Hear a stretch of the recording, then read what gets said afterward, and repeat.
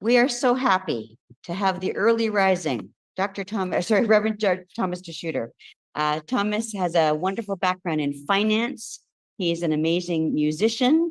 Is the newest Canadian Unity minister. And I can't remember, Thomas, I think it was as of last year, but you can correct me when you come on there.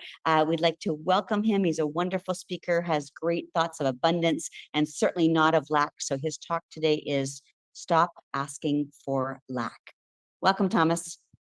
Thank you so much. Thank you, everybody. Thanks for having me and for allowing me to speak to you all the way from the West Coast. I'm on Vancouver Island. For those that don't know, I'm part of Unity of Vancouver Island.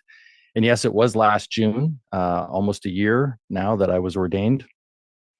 And originally my talk title was actually Stop Fighting for Lack. But I was told that had some kind of negativity to it. So I bent to the demands of others, something I don't like to do or I don't do willingly, and lightened it. But the reason is because in looking at my own life, I could see that there's so many times that I am fighting for not having. I mean, just think about that. What are like 4 words that we often say to ourselves? I can't, I'm not, and you can finish the sentence. And that to me is me within myself fighting for not having what I want in my life. I'm actually taking myself out of the game before anybody else even gets a chance to. Before the world might even say, no, we're not going to allow you to do this. And so for myself, I've become very particular about the language and the wording I use. And even to the point, this is how silly it is today's affirmation. I focus on my divinity and know prosperity. Now, if I wasn't looking at the word KNOW and I was the universe, I would be like, what? You don't want prosperity? Okay. So for me, wordsmithing in my own psychology and my own thinking is the battle that I'm dealing with every day. And it makes me think of this from Alice in Wonderland, Lewis Carroll. Alice laughed. There's no use trying, she said. One can't believe impossible things. I dare say you haven't had much practice, said the Queen. When I was younger, I always did it for half an hour a day. Why, sometimes I believed as many as 6 impossible things before breakfast. And that is really what prosperity consciousness is about. It's about a belief. It's about setting up your thinking. It's about being on top of the very generative life that we have within us. And when I think of the 12 powers, we have and one of your slides, you earlier mentioned the word life. We have this power of life within us. It is that life flow, that desire to live life at its fullest. And I haven't been around that long. I've been around long enough, but from what I've gathered from everybody I've come across, and I spent 20 plus years as a financial advisor and a stockbroker, and all of the families that I sat down with, all of the individuals that I have sat down with are always looking for satisfying this thing called life and wanting to live the fullest life they can. And I believe it starts with us. It starts right here. It's from the inside out that this happens. It's not from the outside in, although I get it. It can feel that way, right? It can feel like it's coming at us. I have this saying that I learned from a personal coach years ago, that this sometimes, doesn't it feel like life is lifing me? Where I'm just kind of hanging on and stuff keeps happening and stuff keeps coming at me. And how am I ever going to overcome, or how am I going to get beyond this? That sort of feeling. And I'm well aware of that feeling. Now, when I speak, a lot of times I will use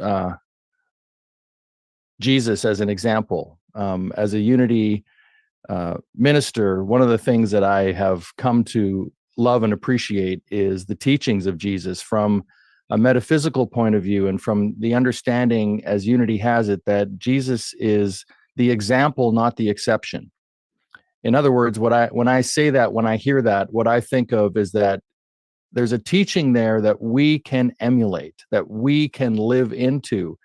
I'm not saying we're all going to become Jesus, but we can take on that Christ nature, that Christ consciousness. It's within us. And that's why I love the teachings of Jesus. I will also use the word God. And so when I do, I invite you to replace that word with whatever works for you. For me, God is that life essence itself.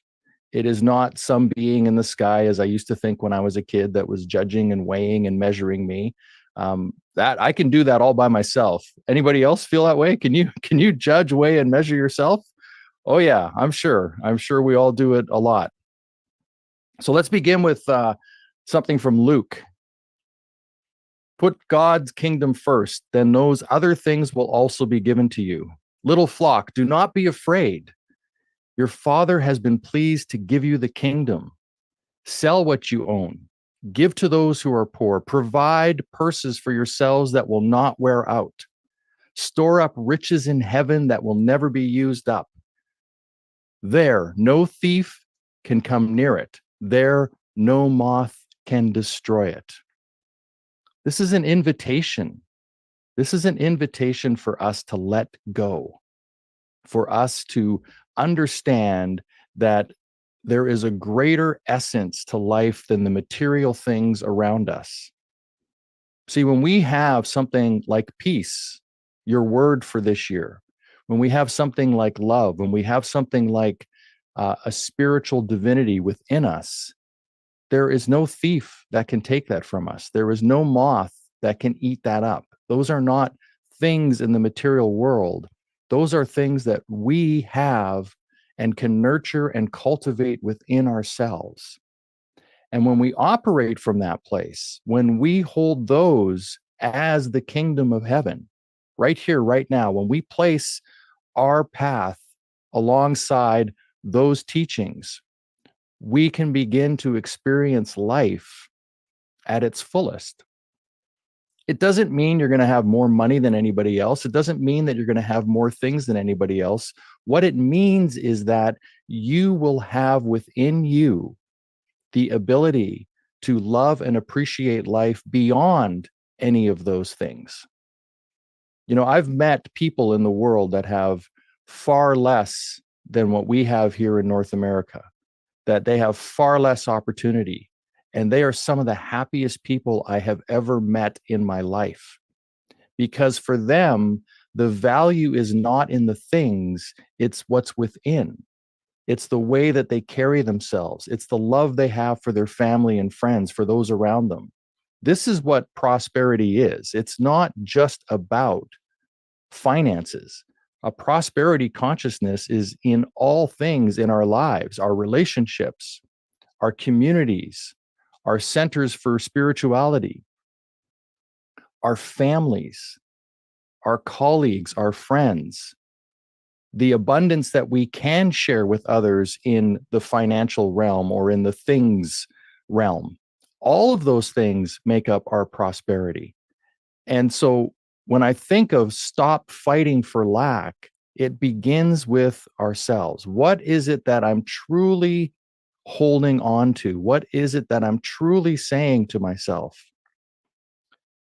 The best thing I can do is kind of give you an example from my own life. So when I examine my own steps to being here as a Unity minister, when I look over that path, it occurred to me as I was preparing this talk, it occurred to me that most of my life, it feels like I have continually been fighting for lack, that I've been thinking and believing this perception that I'm missing something, that there's one more thing I need to have, and then I'll be complete, or there's one more course I need to take, or there's one more session I need to go to, or there's one more book if I could just get that one more thing, that somehow my life would be better or different or more than what it currently is. Even my desire on some level to become a Unity minister was my own perception that I needed one more thing in my life. Yes, it's a calling. I understand that. I don't know why I decided to do this. It just hit me that I wanted to do this. But also, when I investigate myself, I can see that there was also within me this thing that said I needed to do this. In order for me to be taken seriously in the realm of spirituality, I need to become a minister. Then people will take me seriously. And that's the challenge that I put before all of us, no matter where we are in our life. What is it that we are thinking we require? What is that one more thing that we think we need in order to be fulfilled? Because that's not the job. The job is to live the life we have. I think Marilyn said it best when she kind of punctuated our 5 principles with action. One of the action steps we need to take is to get out of our own way. And that is our thinking and our perceptions of what life looks like, of what we are hanging on to. What are the things that you are hanging on to in your life, clinging to as a way of staying safe in this moment? And it's not a criticism, it's just the way we're designed. As humans, we want to be safe. We want to be comfortable and safe. So there's a balance that needs to be struck between the idea of having those moments. Hey, I can binge watch Netflix with the best of you. Seriously. There's no stopping me here in terms of that. I can take a weekend and do absolutely nothing. And I can also put myself to task and question my own beliefs, question my own curiosities, question my own activity. And that's really what Jesus was teaching us along the way. All of the parables that Jesus presented to us were opportunities for us to see something about ourselves. Metaphysical Bible interpretation is as simple as, how does this show up in me? How is this in me? So when we can take the teachings and look at it from that perspective, that's when we can begin to transform our lives. Hey, if you're like me, we know that everybody else could be different, don't we? Who are the people that we would like to change in our lives? And I think it was, what was it? Dwayne Dyer, that said, if you want things to change the way you look at them. Right? Those are golden words for whatever we're doing. Another piece from Jesus, and I'll read this, is, do not worry. Therefore, I tell you, do not worry about your life, what you will eat or drink, or about your body, what you will wear. Is not life more than food, and the body more than clothes? Look at the birds of the air. They do not sow or reap or store away in barns, and yet your heavenly Father feeds them. Are you not much more valuable than they? Can any one of you, by worrying, add a single hour to your life? Can any one of you, by worrying, add a single hour to your life?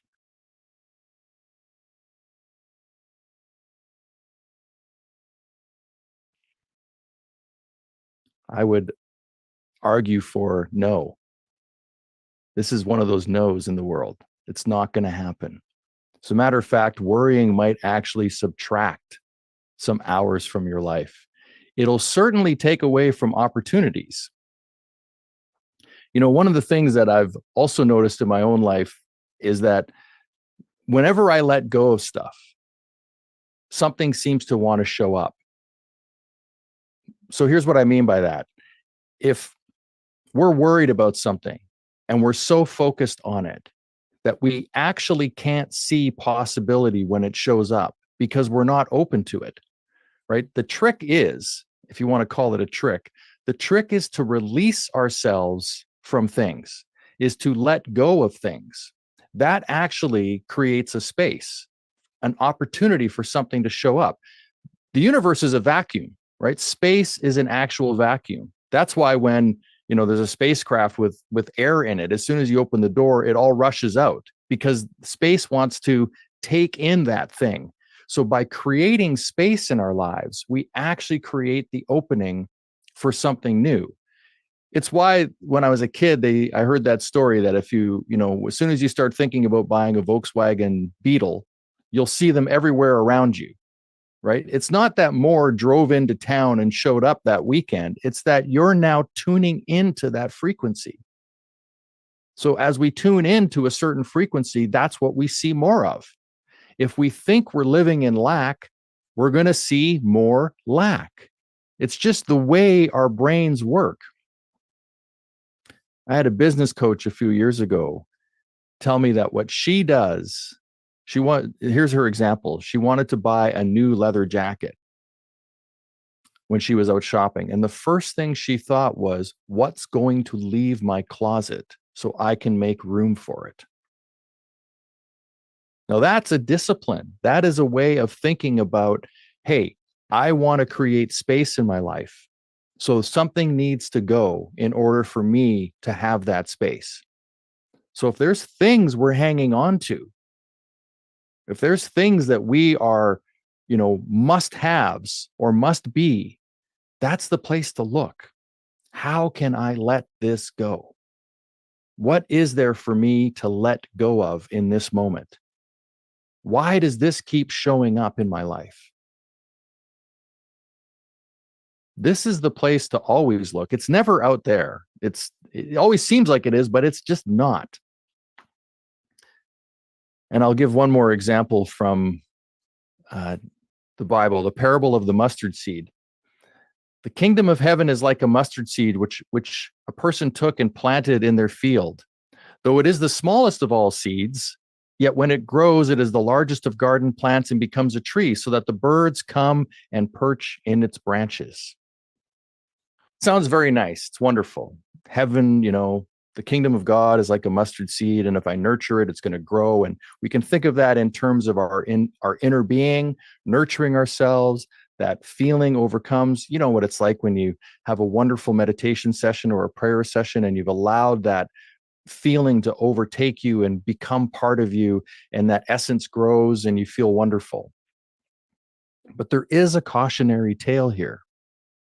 See, the birds to a farmer are not a friend. The birds can come and take your crop. They can destroy parts of your crop. And so, although we might have this beautiful garden growing within us, there are things that will rest in our branches and begin to work away at us. And that's what this message is to me, a warning that, yes, nurture that seed, nurture that kingdom of heaven, but also be aware of what you're thinking and where you're going along that path. That's the work to always be doing, is what is within me that needs some attention, that requires, in a lot of cases, some love. Because loving yourself is not an act of selfishness. It's an act of kindness towards others, because when you love yourself, others don't have to deal with your unresolved problems.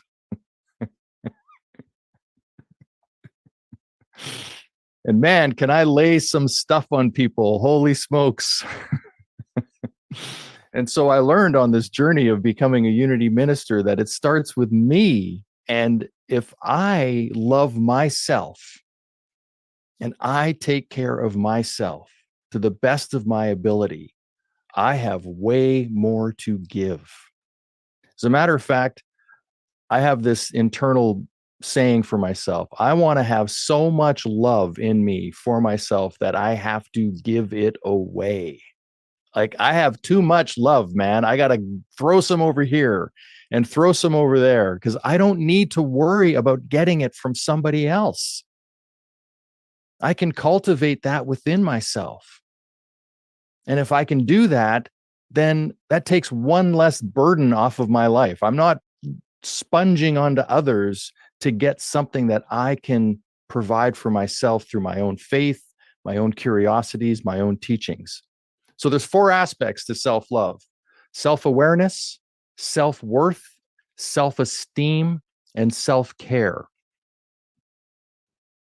I'll say that again. So if you want to write it down, you can. Self-awareness, self-worth, self-esteem, and self-care. And all those 4 things can be rolled up in our meditation and prayer practice.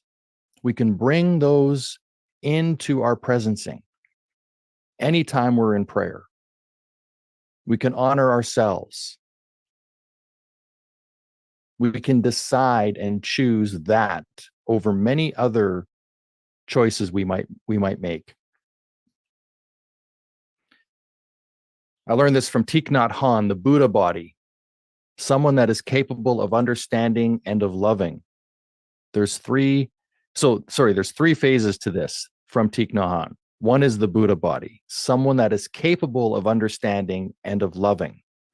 The Dharma body, the practice of mindfulness, concentration, and insight. And the Sangha body, a community of practitioners. This is the Sangha body. People can steal your telephone, your computer, but they cannot steal your practice. So in Unity, and what I'm seeing before me with all of you gathered today in different areas, some of you at your home, some of you in a community center, some of you with other people here on Zoom, this is our community. This is one of our practices. And when we practice together in a group, doesn't it feel a little bit richer? Don't we feel a little more connected? Even if we're miles away, as we are, we're thousands of miles away from one another. You know, I'm way out on the West Coast. You're in the center of Canada. Yet we can come together in community and we can cultivate this feeling of loving kindness, peacefulness together. And we can do this on our own. And so before we go into meditation, I'd like to leave you with something from Ralph Waldo Emerson.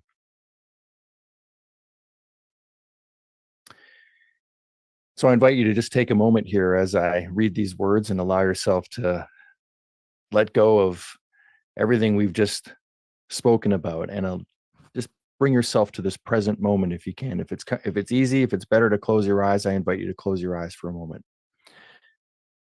To laugh often and much, to win the respect of intelligent people and the affection of children, to earn the appreciation of honest critics and endure the betrayal of false friends, to appreciate beauty, to find the best in others, to leave the world a bit better, whether by a healthy child, a garden, a redeemed social condition, to know even one life has breathed easier because you have lived. This is to have succeeded.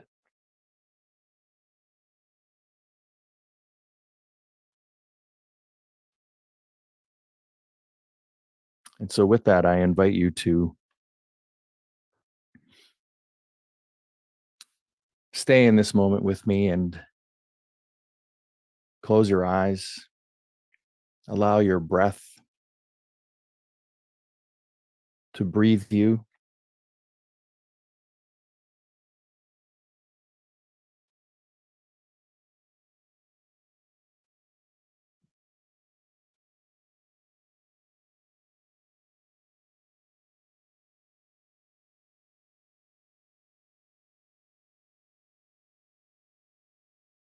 And now take a deeper breath in, and I invite you to breathe in through your nose and to first fill your heart space. So we'll be breathing in through our nose into our heart space. And if you can, allow yourself to breathe slowly, methodically, and count to 5. as you breathe in. And then you're going to hold for a second or two, and then allow your exhale to be like a count of 7 so that we're exhaling a little bit longer than our inhale. This begins to calm and connect us to our sympathetic nervous system. So as you're ready, you can begin to breathe in.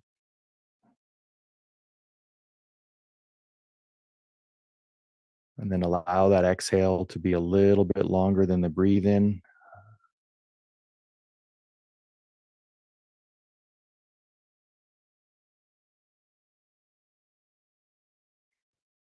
We'll just do 2 more into our heart center.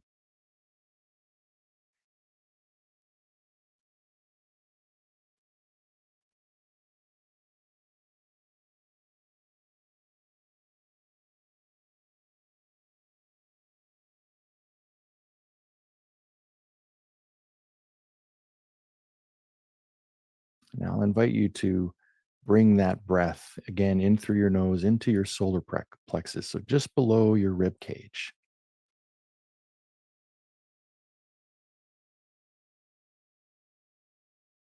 And we'll do 3 breaths the same. This is where our wisdom is gathered. So we started with our heart space, our love, our harmony. We're moving into our wisdom.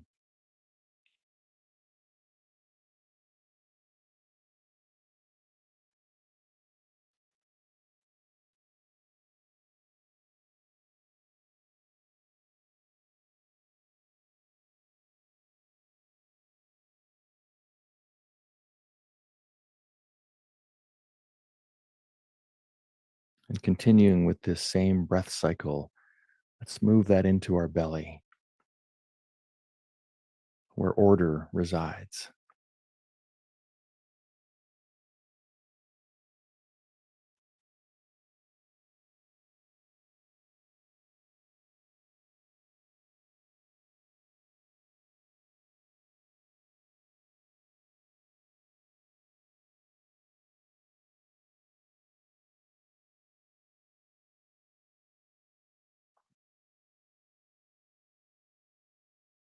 Now allowing your breath to return to being breathed.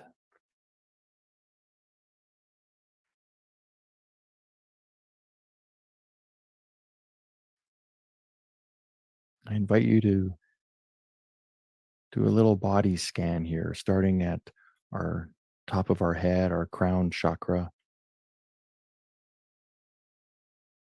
our faith as one of our 12 powers. And just scan as you move from the top of your head to the tips of your toes, looking for any places where there might be some tension,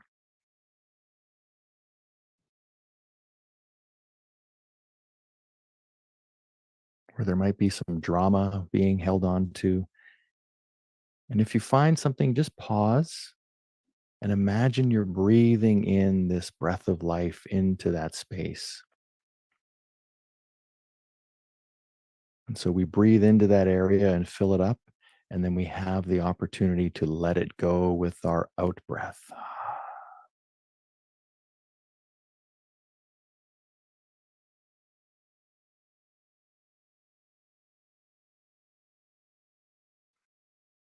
For me, that's usually my neck and shoulder area, an area that I like to relax when I go into meditation.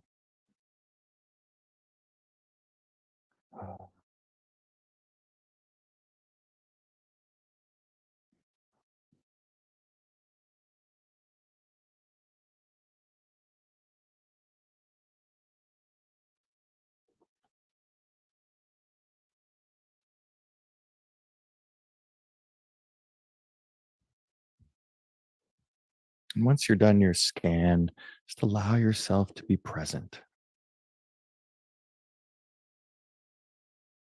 And one of the best ways to allow ourselves to be present is to be breathed and allow our ears to hear whatever they're going to hear. Might have some thoughts or judgments around that, and we can let that go.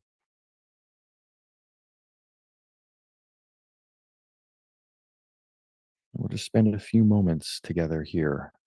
I'll put on a little background chanting for us.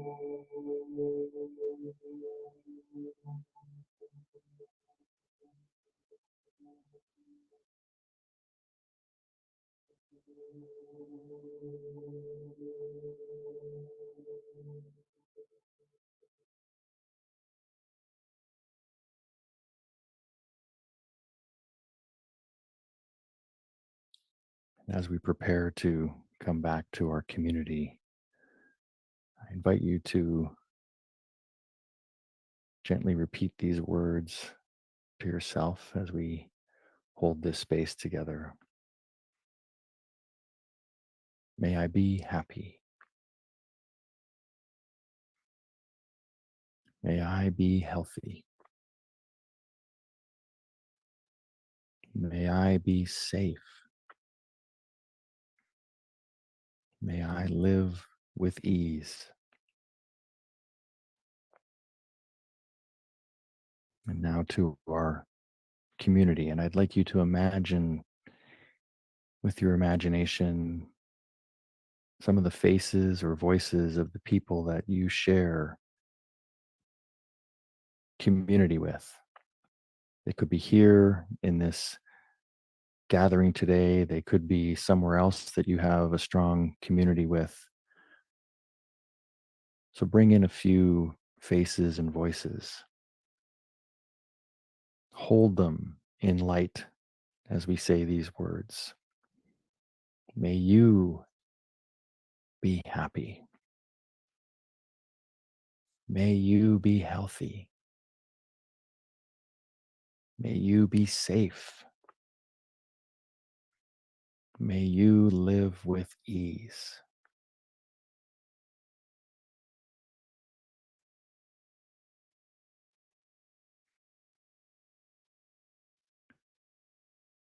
Let's allow that to settle in as we take a nice deep breath in through our nose.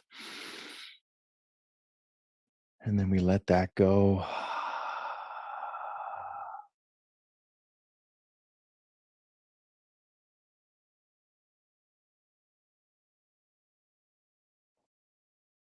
As you're ready with an inhale breath, you can open your eyes. Come back to this space together. I'd like to thank all of you for being here today and for allowing me to be present with you and to share these thoughts and words. And I look forward to seeing you again on my journeys. Namaste.